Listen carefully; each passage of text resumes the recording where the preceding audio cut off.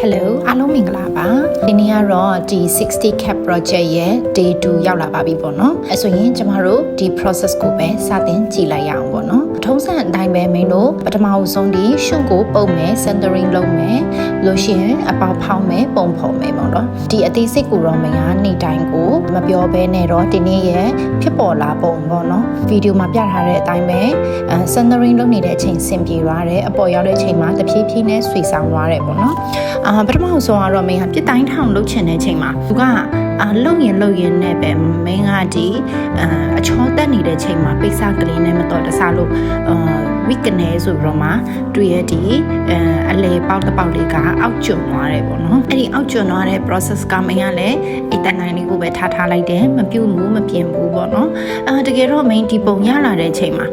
နောက်ဆုံး finalize ကိုဘာမှမပြုတ်ပြင်ပဲနဲ့အနားလေးတက်လိုက်တဲ့ချိန်မှာပဲမင်းကကိုဗာမြင်ရလဲဆိုတော့ inner flow ပေါ့နော်